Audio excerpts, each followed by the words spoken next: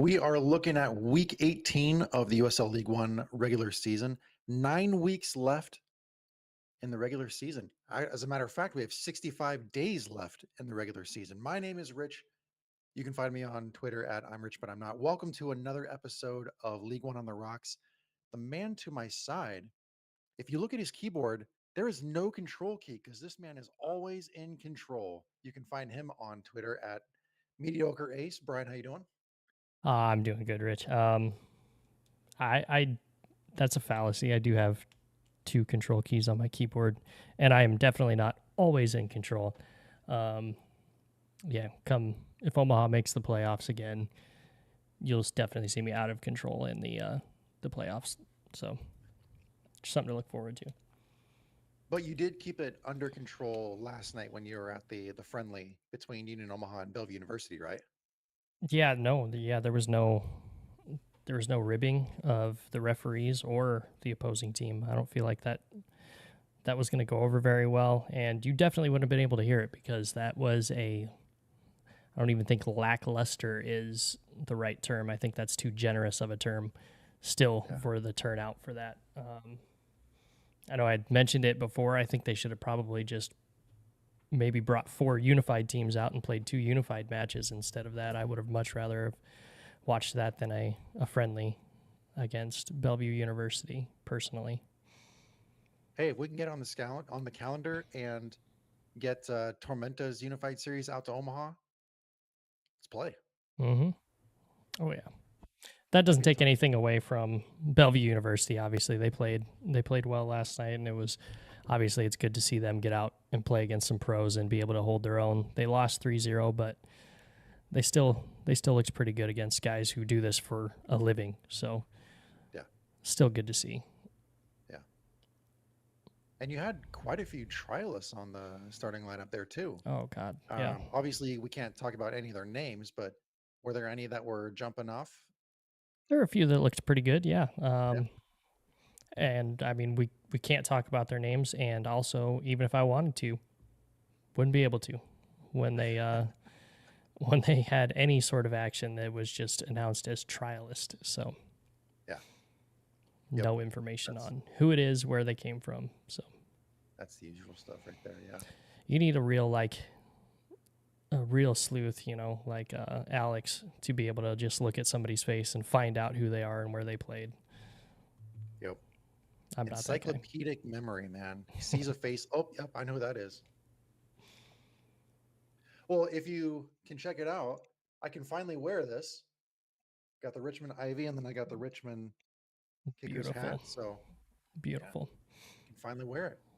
It's a bye week, so I'm having all sorts of fun this week. Still getting plenty of work done during the day, but having a little more fun than usual during the evenings. I can tell you that. I can't tell you what I've been doing, but I can tell you that I've been having fun. It's always good. Yep. Nothing wrong with that. Well, what are you drinking tonight?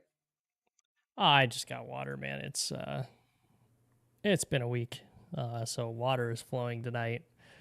Had a few beers at the match last night, so decided to take it easy.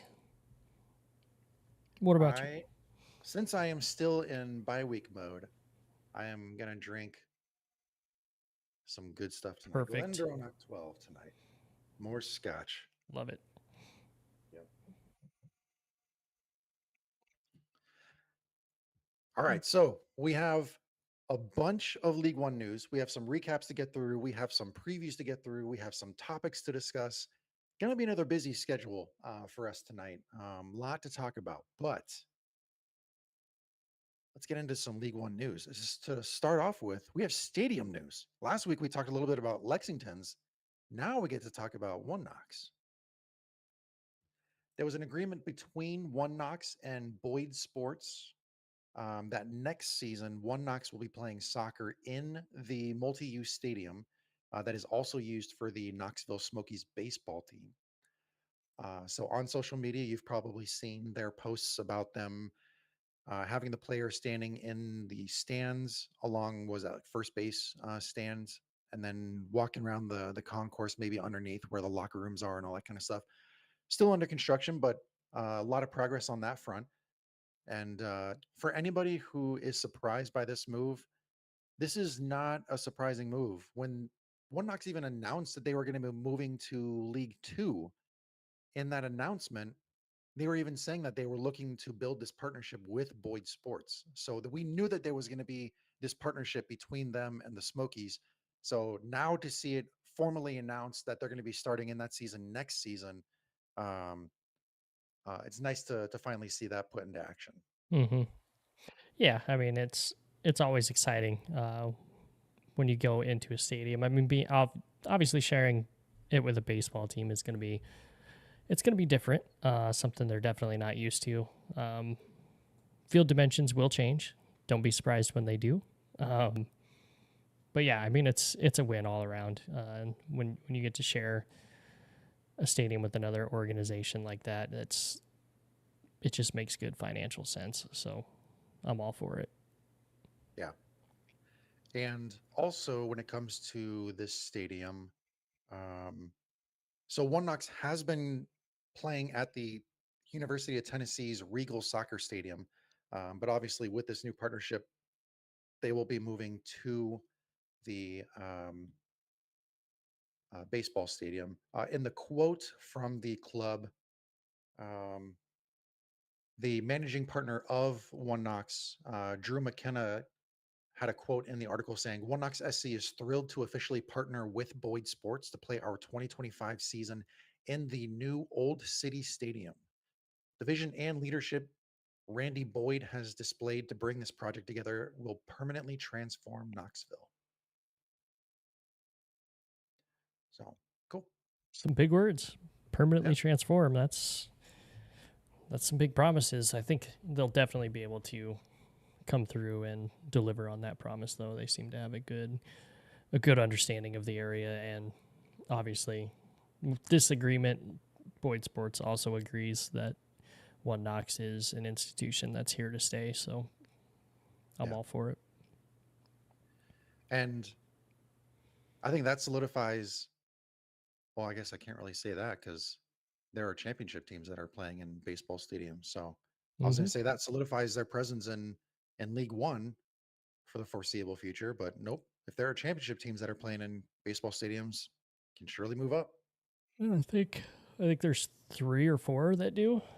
Yeah, I think you're Granted, right. one of them is a baseball stadium that was permanently changed to a soccer stadium. So Yeah, that's a little bit of a different story. But I can say this: we did our preseason in Huntsville, Alabama, and Huntsville is a part of MLS Next Pro, or MLS Next, and they when you walk into the Huntsville Stadium, they do a really good job of situating the stadium. You can tell that it used to be a baseball stadium, but the way that they adjusted things to be a soccer specific stadium, they did a great job with the facilities that they had on hand. So I think that there's some cool opportunities for One Knox to make this environment their own. I know that they're still going to be sharing that stadium with an active baseball team, but there's still some cool things they could do. So I'm sure that the One Knox partners and execs um, are chatting with other people around the league. I'm sure Gary Green is involved in those discussions as well. He certainly has some valuable input. yeah, Whether it's how to make the game day atmosphere the best you can with a baseball stadium setup, whether it's just the general logistics. I mean, there's plenty of things that other people throughout both League One and Championship can provide sound advice to One Knox. So I think One Knox is going to do just fine in that stadium. I would agree. And then moving on from that bit of news, Westchester Soccer Club hired a head coach. I love it. Just announced, I think it was, yeah, earlier today. Dave Carton is going to be their head coach in the inaugural League One season. Hmm. And Dave Carton comes to Westchester having been an assistant at Charlotte Independence. So he certainly has um, some USL experience, USL League One experience, even League Two experience. He was the head Hmm. coach of Charlotte's League Two team, and um, he was a part of the technical staff that helped guide the team to the League One final just last season. So Yep. this is a good signing for them.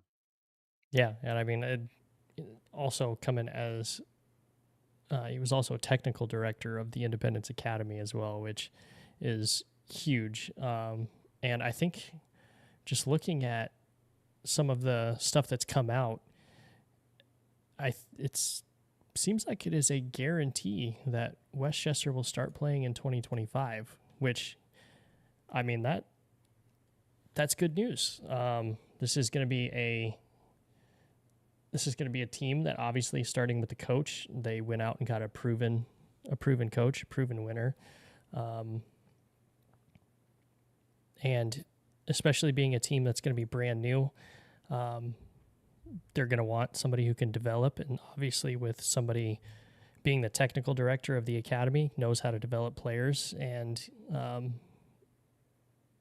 even it was even seen by Simone Baines, who is the sporting director of Westchester, saying that, quote, Dave's impressive track record in player development will undoubtedly provide a winning edge on the field, end quote. And I tend to agree. I think me and you have beat that drum quite a bit, that you build for the future. You don't necessarily have to go out and spend all the money in the world. We've seen how that's worked out this season for certain teams. Sorry, guys, you're leaving though, so I had to hit you on the way out. Um, but yeah, I mean, we see that you don't necessarily need the most expensive players in the league to do really well. You need guys that can change the talent that you have and make the guys that you have better. Um, and honestly, I think that is in all sports. It's more impressive to me to see somebody come in and build from the ground up with what they have, as opposed to trying to sign the best guy at every single position. You build a team that works well together and you make them better. And that seems to be what Westchester's doing. So I'm really excited for this. Yeah, and Dave Carton, 41 years old, seems very excited about the signing as well. He was quoted in the same article saying, I'm very excited to accept the position as the first head coach of Westchester Soccer Club history. The vision and ambition of the leadership at Westchester SC convinced me straight away that this club was the right move for me and my family. The entire organization is committed to excellence, and we have a clear alignment in how we want to play and the type of player we want to attract, with the development of a defined player pathway at the core of how we build the club and connect with a wider soccer community. Some good words in Mm-hmm. that quote right off the bat. He's Very talking well about spoken. development, he's talking about vision, he's talking about connecting with the community. I mean, this guy knows what he's talking about. He's Mm-hmm. got the USL, you know, motivations like in his blood, Mm-hmm. from what it sounds like, just from that quote alone. Yeah, I need to get me like a buzzword sounder. So every time we do an article and somebody says a buzzword, I can hit the buzzer, because I would have broke the button on that one. There was quite a few buzzwords coming there. Get one of those like air horn apps, like "Brr, brr, brr." Yes, absolutely. But yeah, as you said, looks like Westchester is going to be joining the league next season. At least that's what the hype is building up to. So it's going to be exciting to see all that Yeah. growing and developing in the off season. It's going to be exciting to see who their first player signing is, because then you start to get a better indication as to what style, what sort of vibe they're going for. Yeah. I mean, with looking at what they did in Charlotte, I think we kind of understand what style they're probably going to go for. Um, that being said, who really knows? Because that's just kind of how this goes. Um, but like you said, it's going to be super interesting when that time eventually comes. And honestly, with such little time left in this season, we're probably going to end up seeing that sooner rather than later. Very true. And if he's been able to be in those intimate conversations with Mike Jeffries talking about the X's and O's and how to run a club and everything. He's getting some good guidance. I mean, Mike Jeffries, as we know, is leading Charlotte uh, on an incredible League One season so far. I mean, they're at the top of the standings right now. Hmm. Um, they've been playing in a very impressive style lately. So it's going to be pretty interesting to see what he brings next season. I agree. The other bit of League One news that we wanted to cover tonight, fresh out of Northern Colorado. This actually was announced yesterday evening. Northern Colorado announced three of their players in their academy have signed contracts. Love to see it. Looks like forwards Gabriel Jurado and Evan Perez, and as well as defender James Parks. They also joined midfielder Chase Godzieski as academy signings for Hailstorm. So this is good news coming out of Windsor. Mhm. Yeah, I mean, we just kind of talked about it. We like to see academies build guys up and bring them up. So anytime you can really do that, I feel like it's a major benefit for your team. So especially when you have guys that play for the academy, I'm sure academy players get out there with the first team in practice on multiple occasions. So yeah, it's going to be really crazy to see how these players come in and kind of impact the landscape. I think we're due for kind of an unknown player to come into the league and start taking it over. So maybe this is the time with Noko. Yeah, and the article goes on to say with the signing happening when it did, these players are available for selection for Sunday's match against Greenville when they host them on Sunday. So you may even see them sitting on the bench with the rest of the League One guys. Hmm. Oh, we have Harry Austin in the chat saying, "Good evening, League One on the Rocks. Hope all is well. Enjoy the podcast. Happy to see you on YouTube tonight. Happy to see you here. Um, Good to see it's you too, Harry. it's really nice. Thanks for coming in and saying hey. Hopefully, we can provide some more insight tonight. I know there's quite a few matches that are going to be really good coming up this weekend. So Yeah.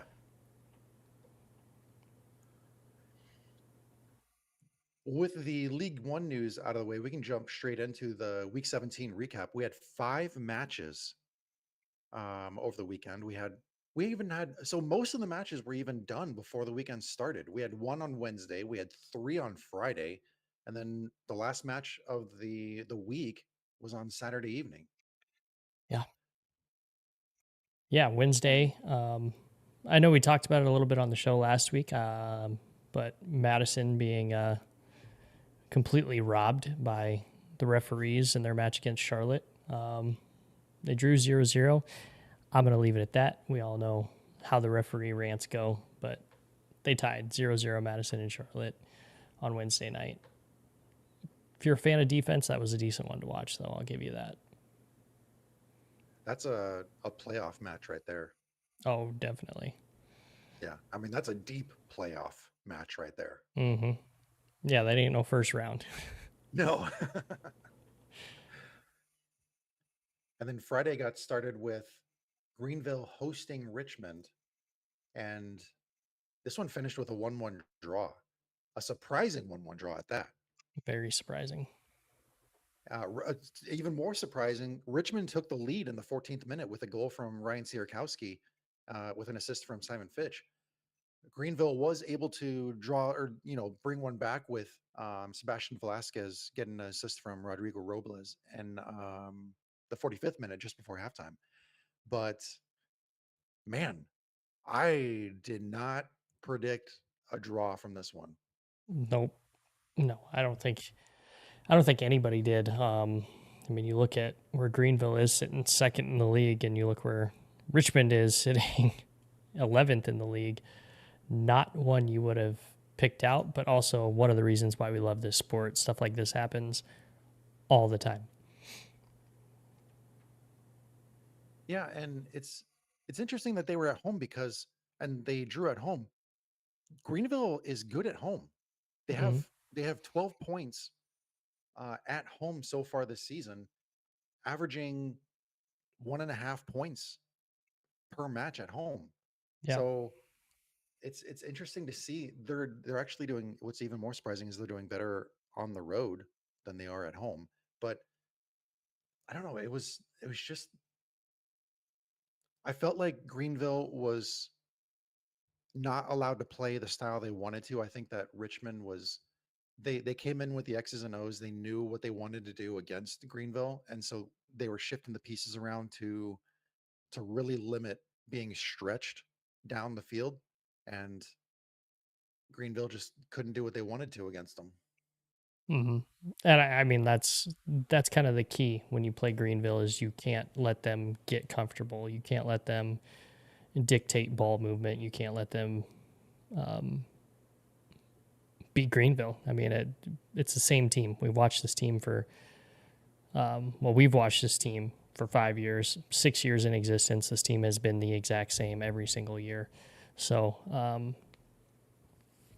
yeah, I think Richmond. I agree with you completely. Richmond came in with the right mindset and the right plan and executed it perfectly. The only thing missing was another goal to really cement the the the fact there. But you take a draw on the road, especially against a top two team in the league. You can't be too mad about that if you're Richmond. And for Greenville, this one definitely hurts.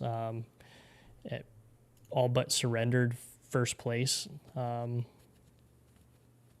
and you're sitting with every team behind you that's in the playoffs, with the exception of Tormenta, have games in hand on the top three teams, whether it's one or two. It's going to be really interesting to see when all of these start kind of catching up to see kind of where we're sitting. I mean, I know I could go through and do the math, points per game, figure out where we're at, but just kind of a gut feeling is this the way the standings look right now, or at the end of this week, it's going to look very different. Yeah. They only have 3 matches remaining at home, and of those 3, only one is a current playoff club. So there's points to gain at home For Greenville. for Greenville, yeah. Mm-hmm. Yeah. And the playoff club that they do have at home is Tormenta, which is the last match of their season. And if you've been paying attention to that series between those two clubs, you know that Greenville is going to be riding with high confidence in that match. Yeah. Unfortunately, You can take the colors um, off, but you can't take the team out of the man. I know, man. Gosh, it's crazy.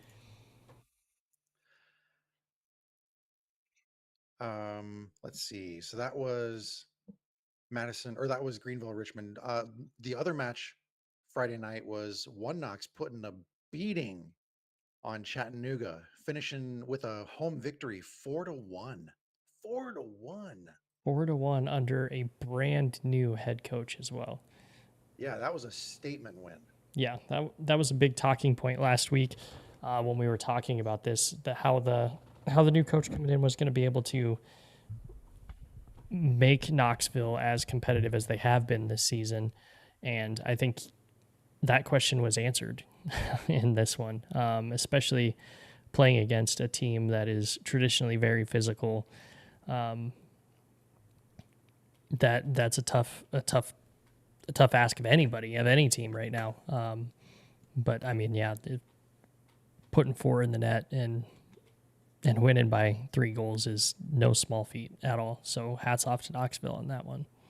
Yeah, One Knox was up 3-0 by the 25th minute of the match.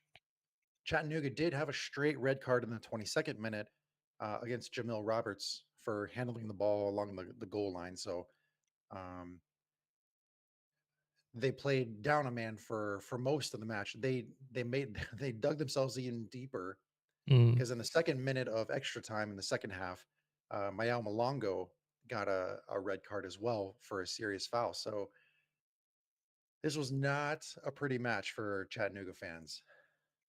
no, it's It's the nature of the beast when you play as physical as they do. Obviously, goalkeeper coming out and handling outside of the box that's a tough one. You you think professionals at this point are not prone to these mistakes, but you see it. You do see it, and it can be difficult, especially when you're down and you're trying to get your guys going again and trying to move the ball quickly. It happens. But yeah, they definitely probably could have done without that second red card as well. But it's just tough. Chattanooga, especially sitting 1 point out of playoff position right now. This one might sting, especially if their next match they end up dropping again. You beat me to it. That's exactly where I was going to go too. That This one's going to hurt them. yeah, that's a potential 6 point swing in the standings. That is rough. Yeah. Yep, that hurts.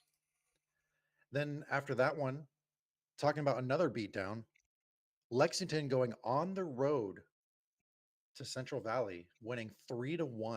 Mm-hmm. That's another one I did not see coming.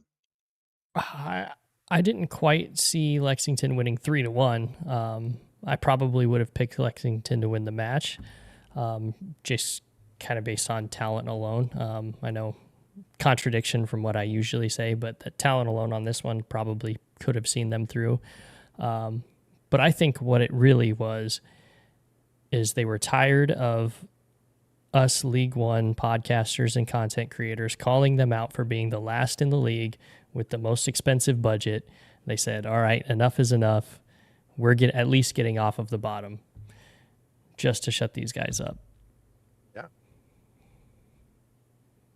And Lexington scored as early as the 4th minute, taking the lead real early in the match. When you Meant have a business. goal advantage that early in the match, confidence is definitely riding high. Mm-hmm. I was surprised that Fuego having as much action as they did in the box, though.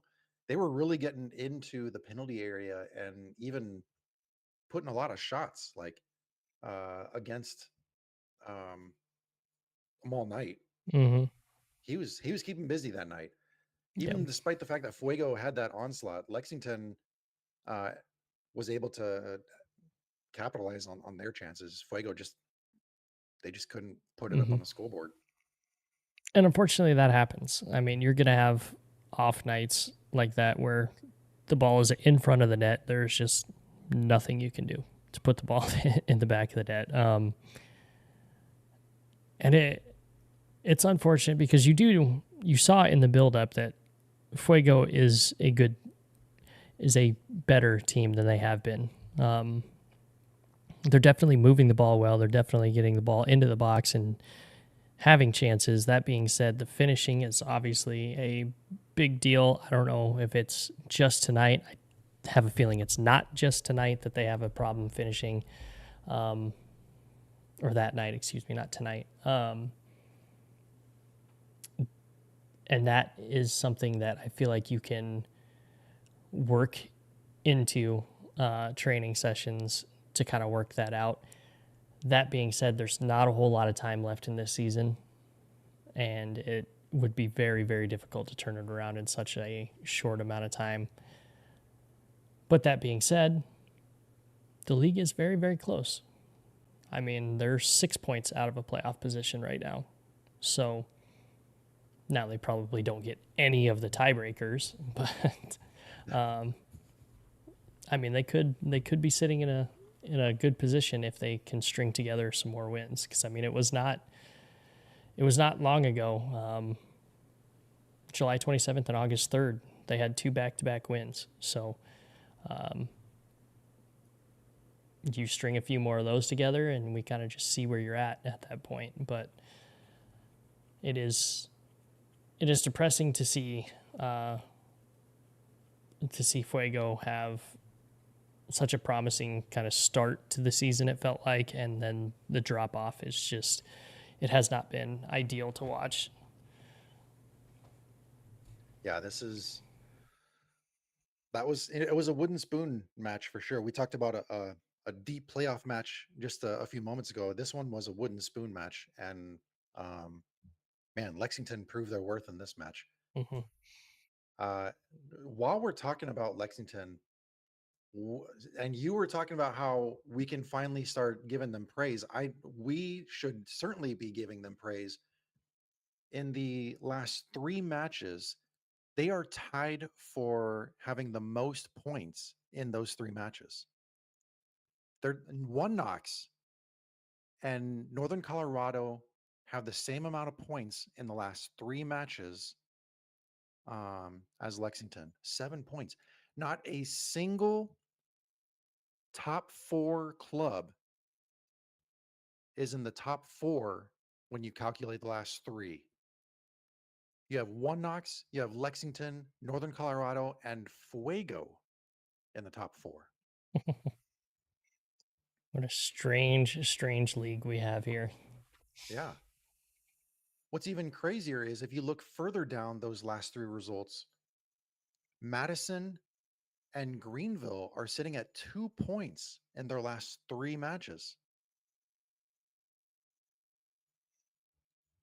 Two solid Those are playoff top four teams. clubs. Hmm. Oh yeah, That's crazy. that's how this league runs, man. You start getting on these runs in the middle of the season, and you kind of see where it goes. I mean, there's been plenty of times where teams have made late runs that either fell just a little bit short or they did sneak into the playoffs. One that comes to mind, Tormenta. You know, that's just kind of how this league works. It's not necessarily how hot you are throughout the entire season. It's when you get hot. So, especially with the table being this tight, I'm going to keep saying it because it really is this tight of a table that anybody can make a run, and we could be seeing any team in any of these positions below the playoff line jump up into that playoff spot, and vice versa. Yeah. And looking at the way that Lexington has gone about getting those 7 points in the last three matches, they did so punishing teams near them in the standings. And that's where you really, really start to turn heads because not only are these teams that you should be competing with, but to win two of these three on, or to win one of these three on the road, you're getting results in all three matches, two of which were on the road. These are all clubs that are vying for that playoff spot, just like you are. And not only are you getting a result against them, but you're also preventing them from catching up. So they won at Central Valley, they drew at Chattanooga, and they won at home versus Richmond. Mm-hmm. Quality wins. Yep. Agree. It's going to be interesting. Yeah. So to circle back and go back to Madison and Greenville only having 2 points in their last three matches, even more concerning, Greenville in those three matches has only scored one goal. Madison has only scored two goals. Mm-hmm. These are teams that we have seen throughout the season having a pretty easy time scoring goals. And to see them doing so like this, oh, it's Mm-hmm. man. Yeah, and that I mean that perfectly goes into something we have in the live chat with Shane, saying that Greenville has looked frustrated when playing lately. Yeah. Yeah, they have, and it's shown. They've only scored one goal, and I think those frustrations are going to continue until it's almost like the yips, right? You have to just work through them your own way, and eventually you'll get back to where you were. But who knows how long that could take? And in League One like this, if you're out for 3-4 weeks, you could be out potentially of the playoffs. Yeah. It is that simple in this league. Looking back at Greenville's last five, they did have a 2-0 victory at home versus Charlotte, quality win. Very good, very They quality. went on the road to One Knox, beat them 2-0. another good win because One Knox has a stout defense Hmm. and a good goalkeeper. So, I mean, there's plenty to be proud of there. Then they hosted Union Omaha and lost 1-0. Hmm. And that's one that if you're going to have a playoff team like Union Omaha come to town, like that's, ooh, that's a big result right there. Yep. But ever since that Union Omaha match, a 0-0 draw at home versus One Knox, again, stout defense, Hmm. and then a 1-1 draw versus Richmond. I would have thought that they would do better against Richmond. Hmm. I think a lot Hmm, of teams think that. yeah. uh, Hey, Union Omaha plays them Saturday. they do. They do. Yeah, the nerves are definitely up for that match. Whole lot. I'm sure we'll get into it when we talk about it, but yeah, Yeah. there's a little bit to be apprehensive about if you're an Omaha fan. Yep. Well, to finish off the Week 17 recap, Tormenta hosted Northern Colorado Hailstorm, drew 1-1 with a pair of goals in the second half. Um, Northern Colorado had a penalty kick in the 80th minute, converted by Marky Hernandez after, oh, what was it? Like a handball in the box called against Tormenta, Hmm. I believe it was. Sounds right. Yep. Or it was either, no, it was a foul. It was a foul called against Jake Dingler in the box. That's what it was. Oh, was it? Um, I do not agree with the call, but that's another rant for another day. Tormenta Sure. was able to pull one back in the 7th minute of added time to the second half.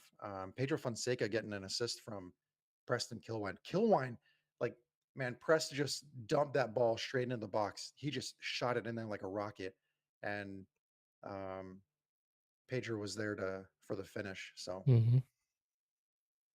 able to get a point there in the dying seconds. I think right as soon as they lined up for the ensuing kickoff, I think he blew the final time whistle at that time.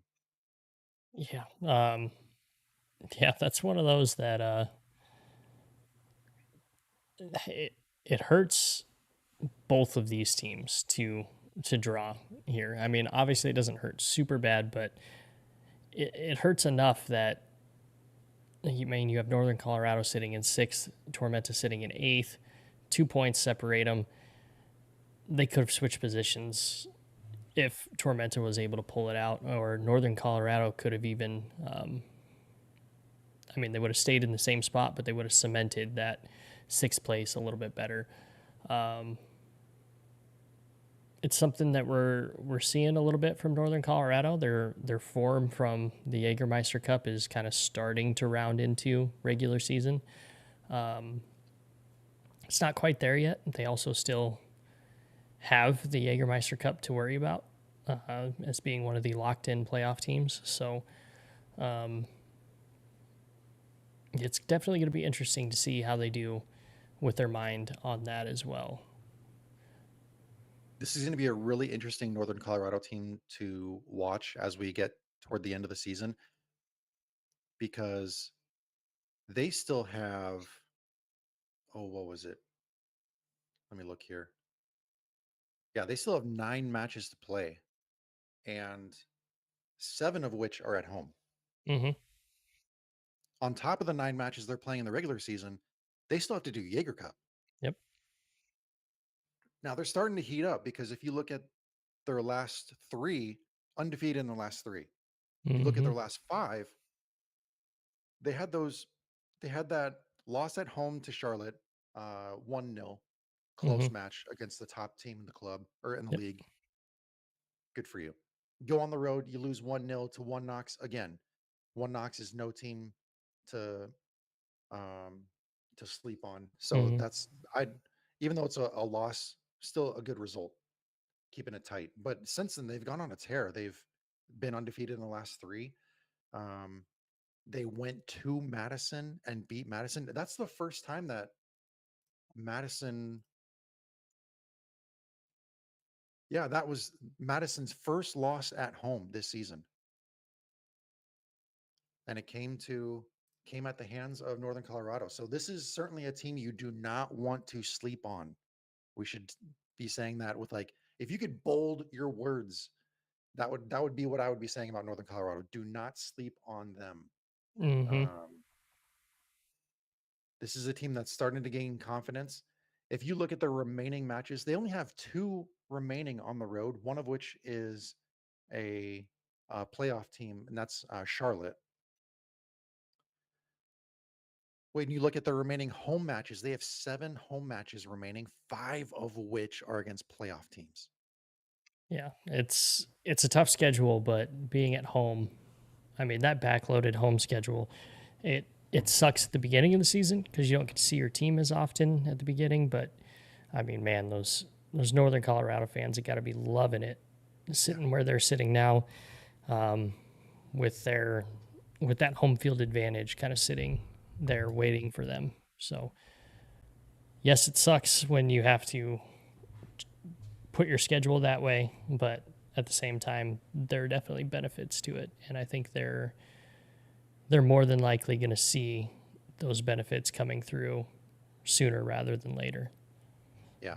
And despite the fact that they've only had 4 matches at home this season, they've been collecting an average of 1.75 points per match at home, just in those 4 matches alone.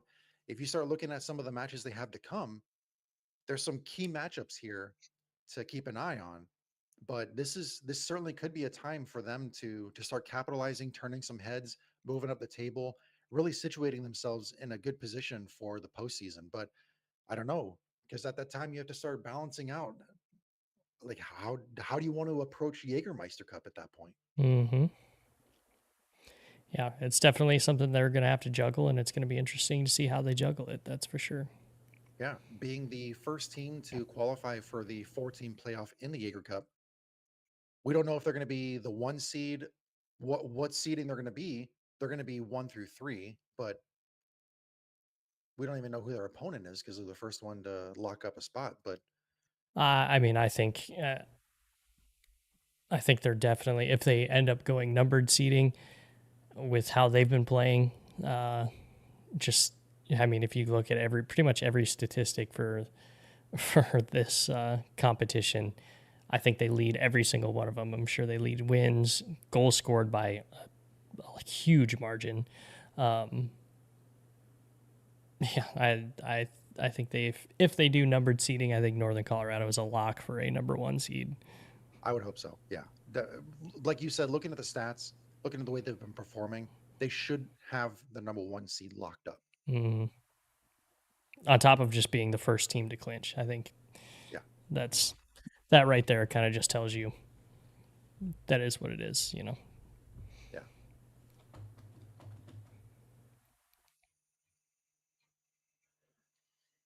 With all of those with all those week 17 matches in the books, we can start looking ahead to week 18. This is the last week of action for the month of August and the regular season. Yep. That's it. 9 more weeks. That's it. 9 more weeks. Yeah. And um,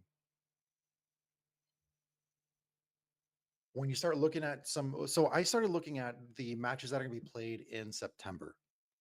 And there are some clubs who play 4 times. There are some clubs who play as many as 4 times in September. There are some that play as few as 2.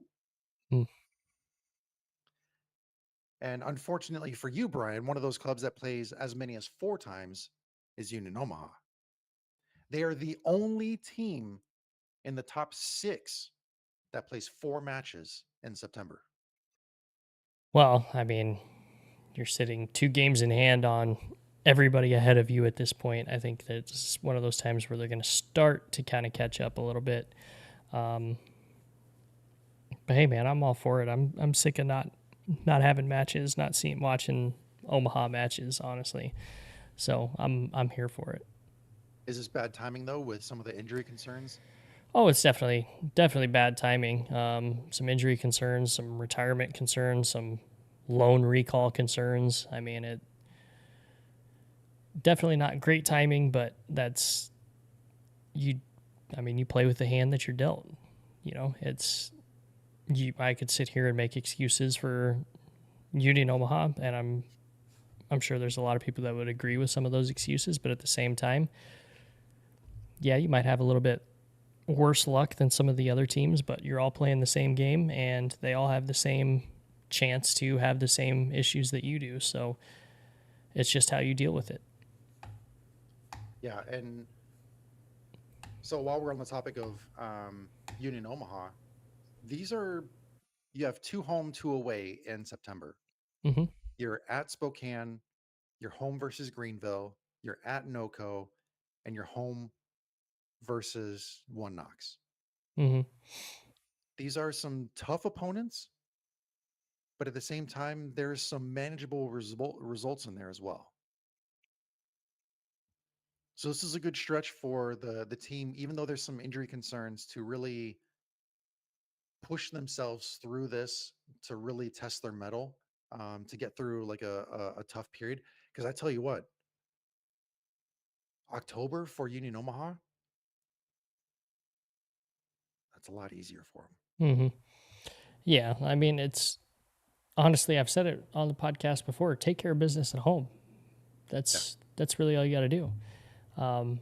You go and you take care of business at home and you maybe steal one or two on the road and hopefully work for a draw on the road and you're sitting pretty 9 times out of 10.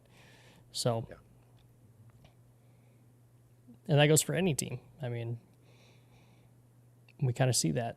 And obviously we just talked about them too, Greenville playing well at home, and look at where they're sitting at in the standings.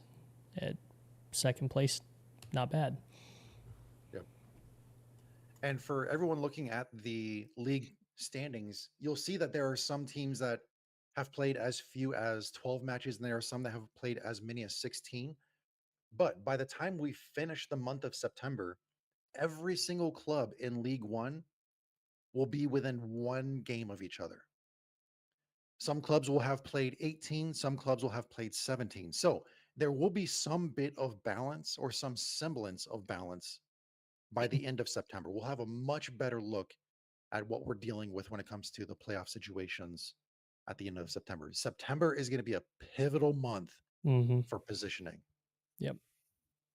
So if you are kicking back and relaxing, watching some League One, this is the time when things are going to start getting pretty dang tense.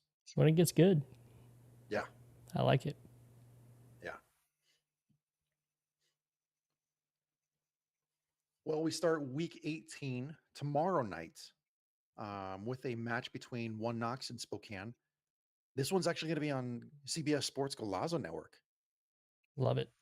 Yeah, that's cool. I'm excited for that one. One Knox has a promotional night. The theme for tomorrow is Family Night. For $20, you can get a seat in the smoky section, as well as a hot dog and a water or soda. Not a bad deal. Not a bad deal at all. You got to figure seats there, probably what, $10. So hot dog and a soda, 10 bucks for a hot dog and soda. Stadium food, obviously crazy expensive. Um, but hot dog and soda, $5 to $10 for that. That's not a bad deal at all. And I love family nights because you do get a lot more people out for that as well. Yeah, and for One Knox to be playing at home over at the Regal Soccer Stadium, that's a good complex. Mm-hmm. Really nice place for them to be playing in. Um, it's sort of bittersweet that they're going to be moving on to the stadium next season, but the stadium they play in at the moment, that's a nice setup. Mm-hmm. It looks good on camera. It looks like pristine field conditions. It does.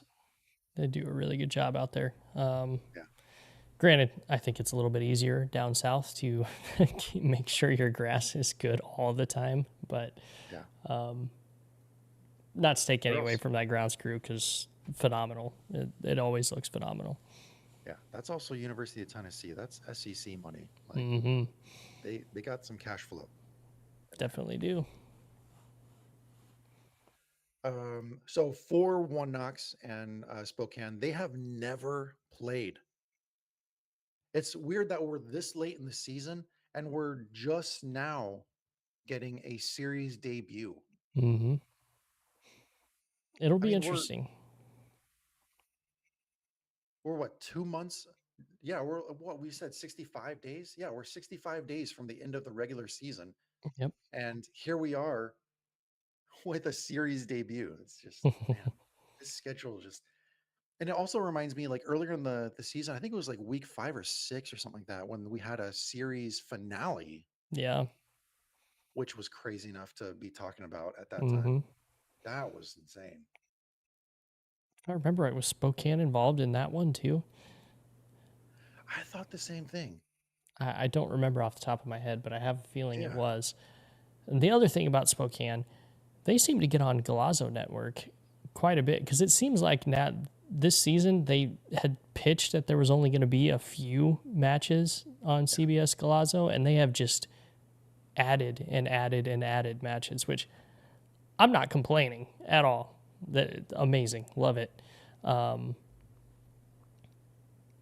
but I wonder if that they just it does really well up in Spokane. There's been a lot of hype behind Spokane, not only for their broadcast, but the ambiance, the fan engagement, um, sort of the coverage off the field as well. So Mm. um, It's a cool stadium too to see on yeah, TV. And Michael coming uh, in the chat saying, "Was it Spokane and Lexington?" That seems to sound right to me. I am looking it up right now because I think that sounds really good. Yeah. That sounds correct. But in any case, I think you have Knoxville playing their defensive minded brand of soccer, and you have Spokane, who is deadly through the midfield. Um, I think this is going to be a battle of strength v strength on this one, and it is going to be a super interesting one to watch, and one that I think is a good pick for Galazo Network because I have a sneaking suspicion there's going to be some goals scored in this one. Yeah. Yeah. And it was against Richmond. They Spokane and played. Richmond. Oh no, I was looking at One Knox and Richmond. Uh, Let me look at Spokane.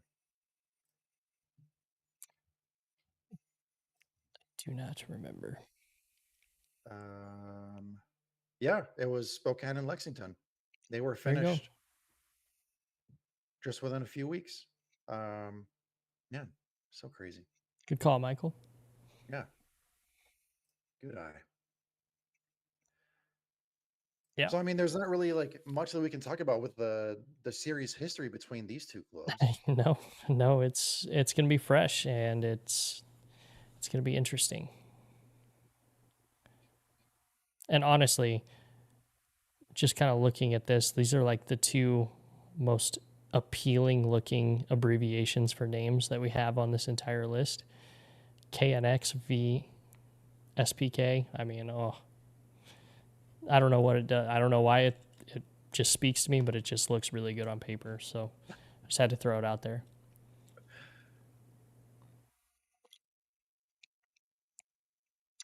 Well, And by One Knox and Spokane. So I mean, we talked about One Knox being a confident team heading into this one, um, riding high within their last 3 matches. Spokane um, doing well in their last 5.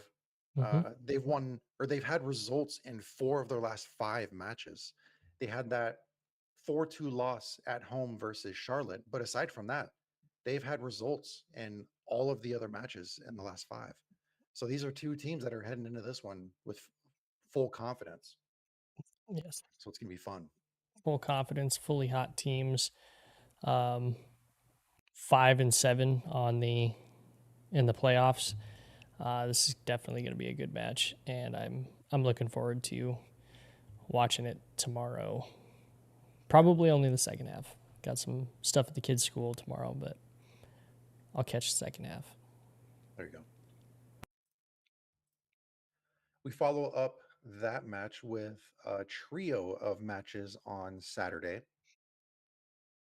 First one coming at 6 p.m. Eastern Time as Charlotte hosts Central Valley Fuego on ESPN Plus. Promo night for this one is going to be back to school night. Couldn't find any sort of ticket deals or anything like that, but um, always good to see them promoting back to school night, family Mm-hmm. night, all those kinds of academy night. Anything they can do to draw in the youngsters, their parents, just get everybody into the stadium, pack it out, Mm-hmm. have a great time. Just get everybody out there because first week of school stuff, it is stressful, very very stressful. Get out there, have a fun night, and watch some teams play. I mean, it obviously two teams on the opposite end of the spectrum of Yep. the league. That being said, Fuego has shown at times that they really show out for big teams. They like to play the top dogs. So this one will be interesting. I still have a feeling Charlotte is just going to be too much for Fuego, especially Charlotte being at home. The particular style that they play is going to really test the conditioning of Fuego, especially cross country flight, all of that coming in and playing a team that likes to spread you out. It's on paper, it does not look good for Fuego, but paper is not typically what I use when I look at these. It is the eye test. And unfortunately, if you're a Fuego fan, the eye test also says that Charlotte should pretty easily have this one in the bag.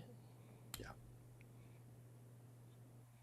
And Charlotte is a team that plays with a ton of speed Mm, and physicality.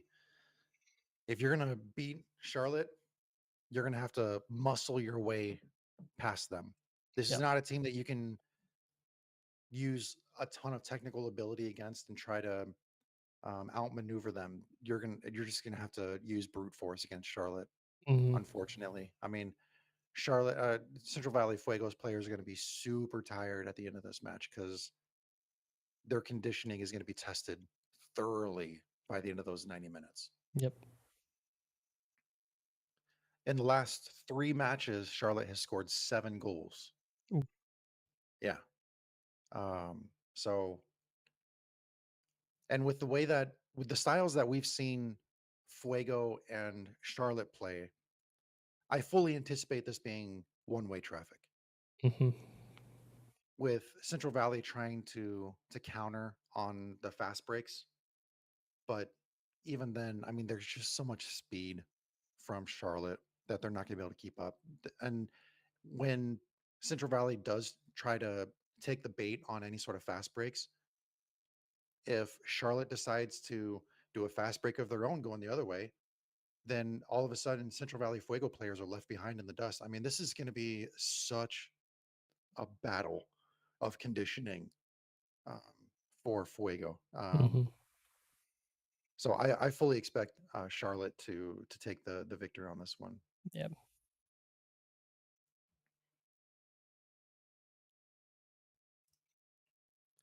Following the 6 p.m. kickoff from Charlotte at 7 p.m., Lexington will be hosting Forward Madison. And this one is interesting Mm-hmm. because Lexington, as we discussed earlier, is full of confidence, not only with the regular season play, but they've also been excelling in the Jaeger Cup. Put those together, they have some momentum going their way. They have some storylines that we could be following for this match. This suddenly gets interesting. And Madison, seeing that the way that they've performed in their last few matches, could get really interesting. Yeah. This is a potential upset. That is for sure. I it's always tough when you're trying to figure out when a team is kind of gonna start to show their cracks and then what they do when they actually show those cracks. I feel like this is going to be a test for this Madison team, especially playing against Lexington. They're going to have to really rely on their midfielders and forwards to make the action happen. Because Lexington, I have a feeling, is going to try to play back a little bit and try to catch them on the break. They know how tough Madison's attack can be and the level of talent with their finishers. And I really foresee Lex trying to just stop it and hit them on the fast break, which Madison could be susceptible to, especially being away from home, and maybe being. I don't think they're necessarily rattled, but they're maybe not as cohesive right now as they were earlier in the season. But it's definitely one that's going to be good. But I still really feel like Madison has the edge here. I still don't fully trust Lexington to do a whole lot. They made a fool out of me last season. I'm not going to be made a fool of again this season. So I think Madison takes this one, but I think it'll also be deceptively close as the match actually happens. Yeah, so Lexington did defeat Ford Madison in late April in their first meeting of the Jägermeister Cup.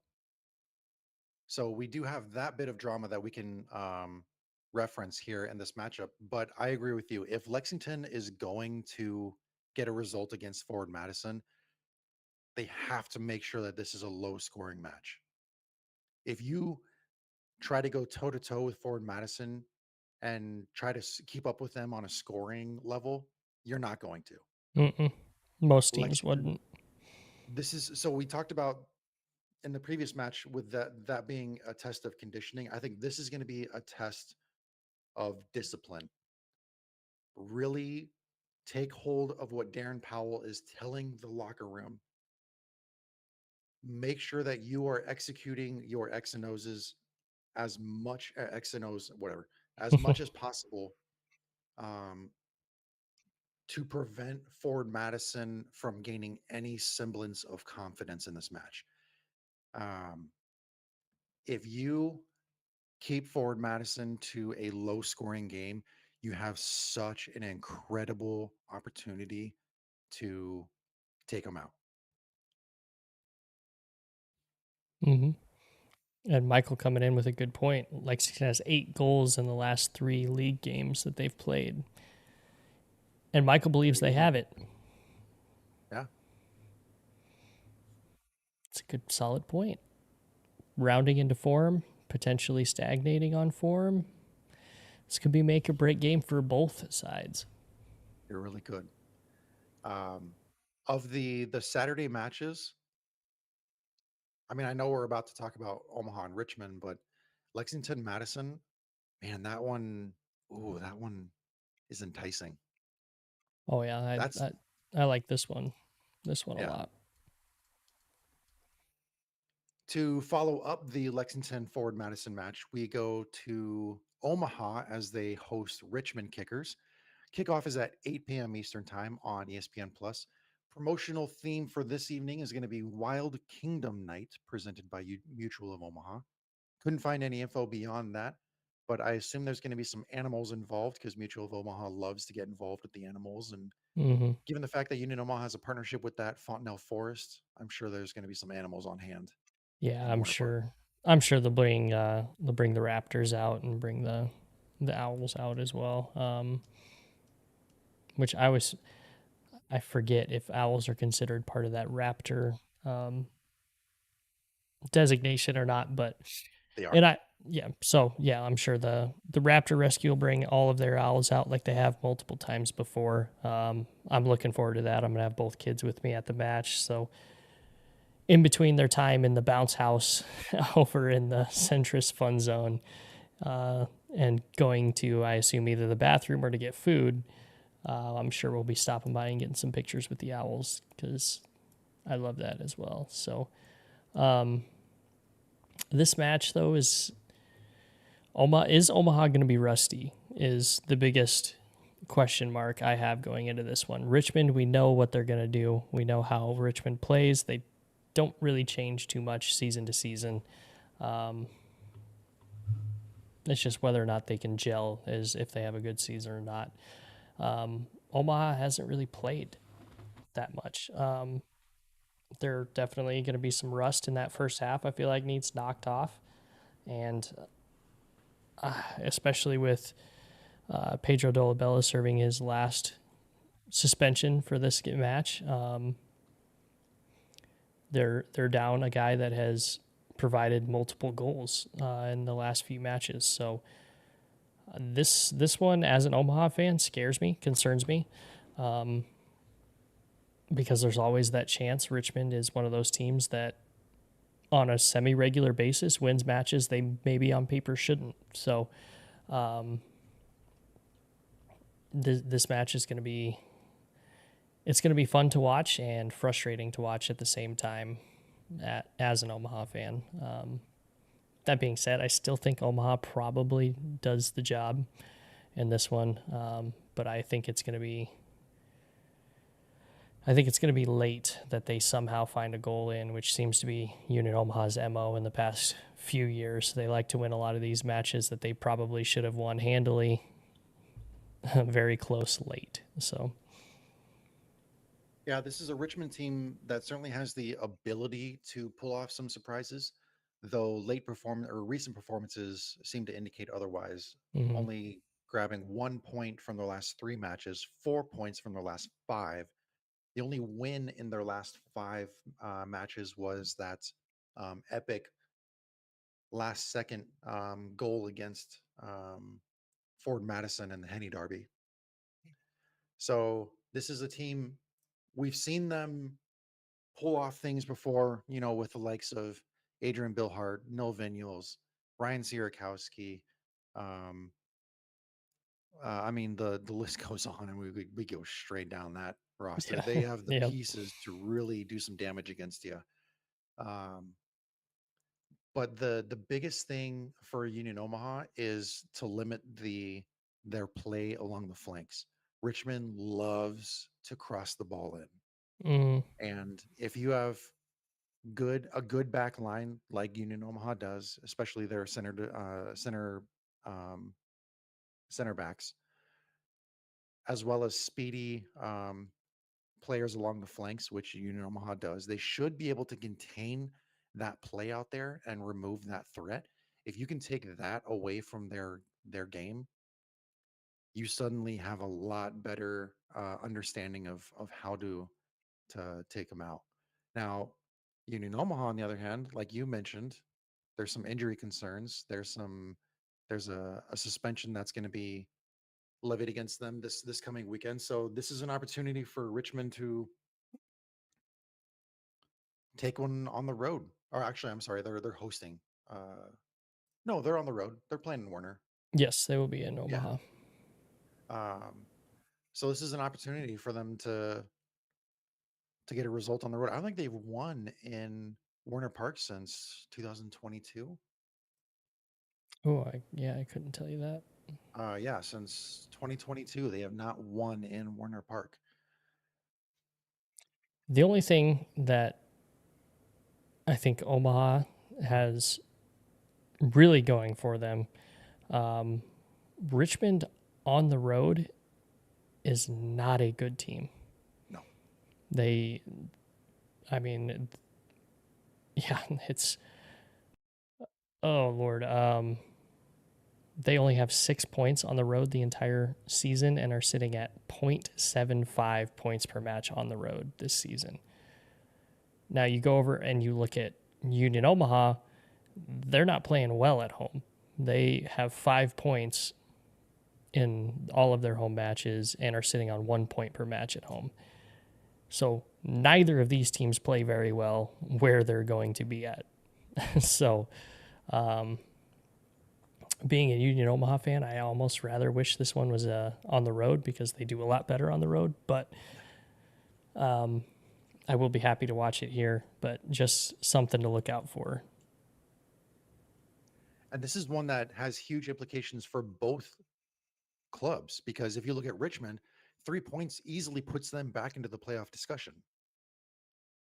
3 points for Union Omaha puts them in contention to lead the league. Mm-hmm. Yeah, So pending other matches. Yep. both teams walk into this one with plenty of purpose and plenty of reason to play. You would think with teams, Union Omaha being in fourth, Richmond being in 11th, there may not be as much to play for. No, there's plenty to play for in this match. Mm-hmm. Definitely is. It'll be And interesting. Emiliano Terzagi's been getting more minutes for Mm-hmm. Richmond, so you'll likely see him play Saturday evening as well. Yeah, he's your personal favorite player, isn't he? I do love him. Oh. Let's see. In the live chat, CJ stopping in to say hi. Hello. Hello. And Michael coming in saying 6 points on the road is more than I think Lexington had last season on the road. Yeah, right. probably. Yeah. I'm sure Rich has that information somewhere, but I'm not going to make him pull it up. But yeah, that sounds right, unfortunately, Michael. Lexington last season on the road had 8 points. Oh, there you go. You're close, though. I mean, Yeah, really close. I wouldn't be able to pull those stats out off the top of my head.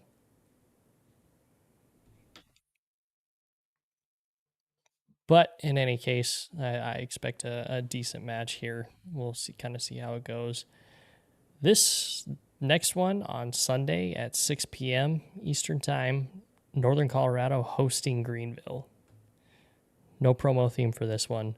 I think they're going to just kind of let this 2v6 potential playoff view match speak for itself on this one. This one is sneaky. Could possibly be the pick of the weekend as well. It really could. Yeah. Sunday. Oh, this one's going to be fun. So NOCO hosting Greenville. We have a team that has a propensity to play with patience in Greenville, but has the potential to play with a lot of speed versus a Northern Colorado team that just plays with flat out speed. Mm-hmm. I mean, if you have players like Ethan Horde on your team, as well as Brendan Randon, um, I mean, those guys are just such a huge tandem for Northern Colorado this season. Mm-hmm. Whether one is scoring and the other is assisting, or vice versa, these guys are both proven playmakers. And oh man, they are Northern Colorado has the potential to really do some damage. Yeah, and something we need to look out for here is these numbers are a little bit skewed because Northern Colorado has played damn near no matches at home, but they have 7 points at home in their matches, and that's good for the second highest points per match average at 1.75. And unfortunately for them, the team that they're playing, Greenville on the road, is the second highest points on the road earners in the league, or third highest, excuse me, with 12, but the second highest points per match on the road at 2 points per match. So, two teams are playing where they like to play in this one. So it is going to be, I have a feeling this match will probably be the highest scoring match of the weekend. I don't think both keepers are going to excel in this one by any stretch. I know we talked about Greenville's struggle to score earlier. Generally speaking, with Greenville, those don't last very long for them. They usually right the ship rather quickly. They don't score a ton of goals, but they consistently score 1 to 2 goals in most of their matches. I think since I've for 5 years now since I've been watching the league, they're very rarely do you see Greenville score a ton of goals, but you see them score consistent 1 to 2 goals per match most of the seasons. But that being said, they are going up against an offensive juggernaut with Northern Colorado. I mean, if you take what they've done in the Jägermeister Cup being the highest scoring team, and I mean, they're sitting on a 2 goal differential in the league, but they they know how to score in Northern Colorado, so I expect them to be able to break through that tough Greenville defense and score a few in this one. Yeah, they played earlier this season. They played on April 6th, which I believe was like week 4, week 3, possibly in the regular season. Greenville did win at home 3-1 versus Northern Colorado, but you can look at that and say, "Oh, well, Greenville's certainly going to win this one." No, you have to look at the bigger picture here because Northern Colorado didn't start the season very hot. Mm-mm. They didn't score their first goal until that match against Greenville in April. They didn't win their first match in the regular season until June 1st. Since that winning that first match in June in on June 1st, they've gone on an absolute tear since then, and they've been beating teams both that are currently in the playoff discussion and teams that they should be beating. They went on the road to Union Omaha and beat them 2-1. Um, they went to Madison and beat them 1-0. So this is a team that can provide an upset. And with the confidence that we've seen them playing with lately, there's no reason to think that they're going to walk in here and just let Greenville walk all over them.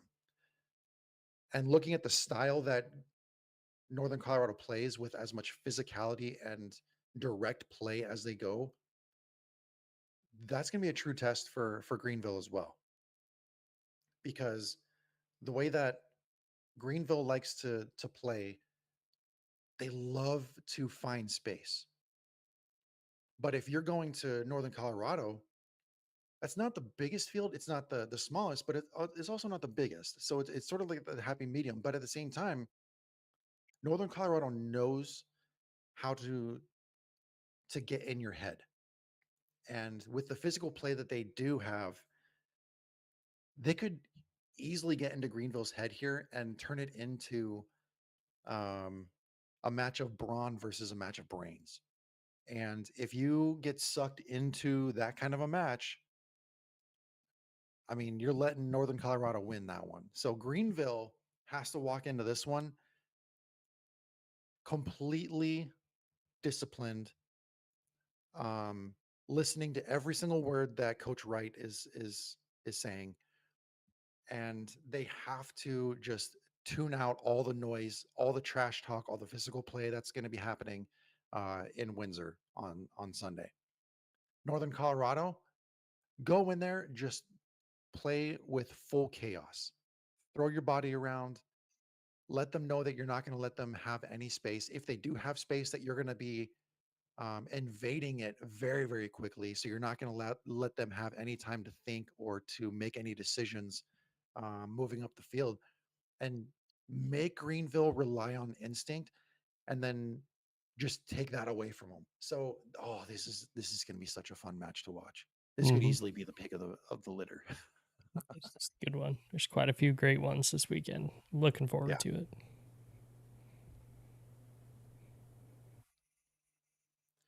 And a hidden, so we could easily go through Greenville's players to talk about which ones could be a huge component of this match.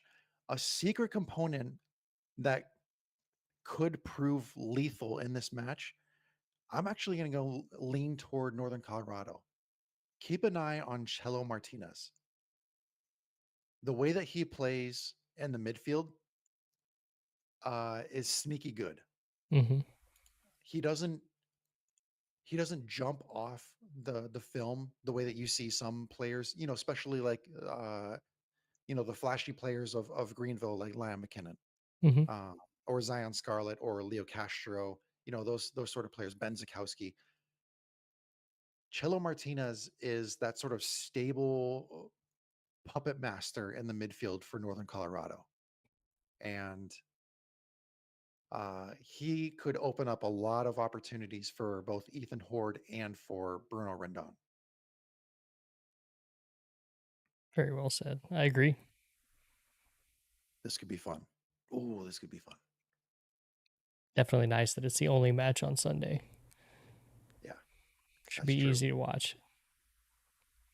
I love it when we get into these later weeks in the season and we're like, oh yeah, this Friday match could be fun, but this Saturday match could be. Well, hold on, this Sunday match.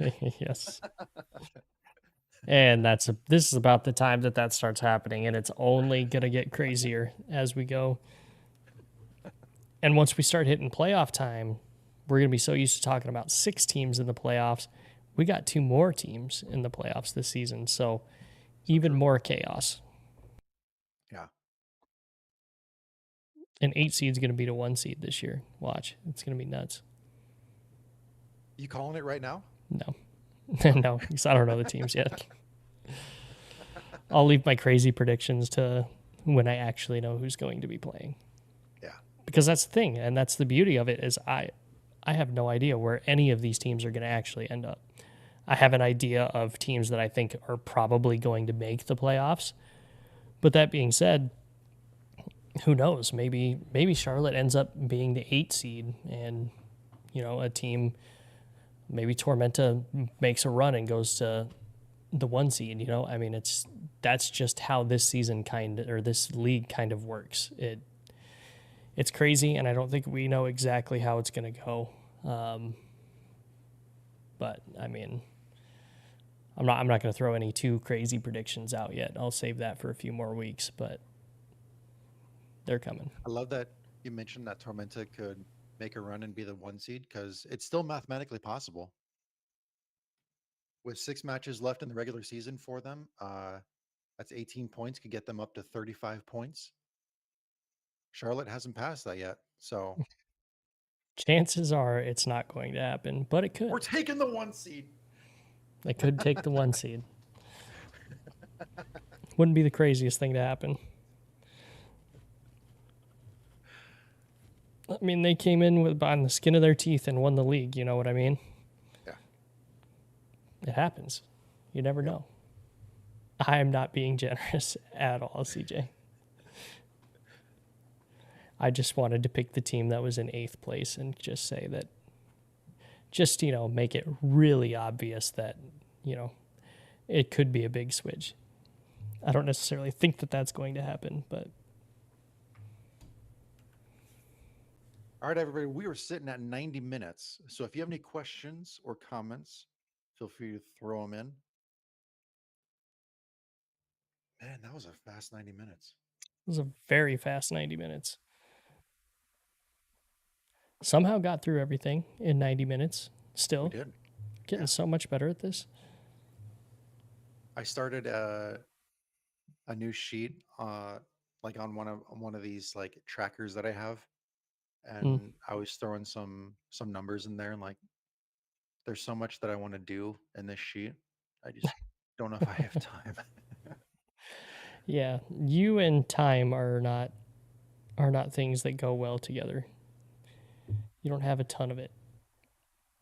But you also don't sleep, so True. It's fun. Yeah. Fun. Yes. So to show the extreme of my laziness, I made a recent purchase, and you're gonna love this.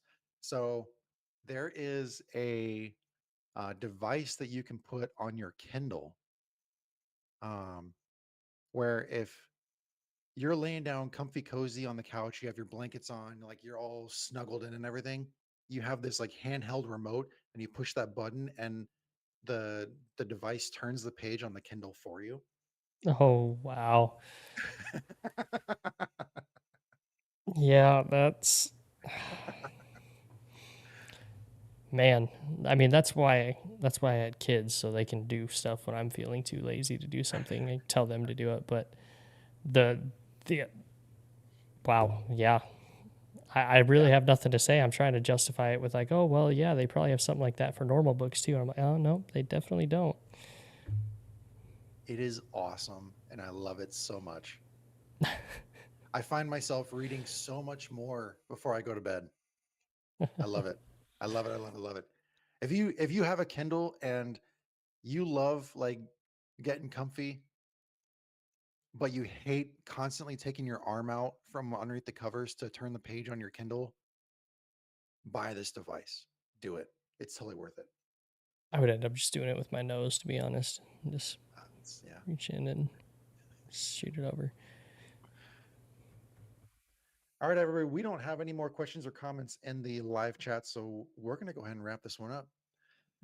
Thank you, everybody, for tuning in to another episode of League One on the Rocks. My name is Rich. You can find me on Twitter at I'm Rich, but I'm not. And that is Brian. You can find him on Twitter at Mediocre Ace. We have plenty of more League One action coming. Not many weeks left in the season. We have one more week, one more round of Jägermeister Cup. And then at the next point, we'll have 8 weeks, no, 7, whatever it is, of regular season action. Mm-hmm. So it's all starting to wrap up very quickly. We have a lot coming at you. With that said, we will see you next week. Thanks, everybody. Thanks, guys.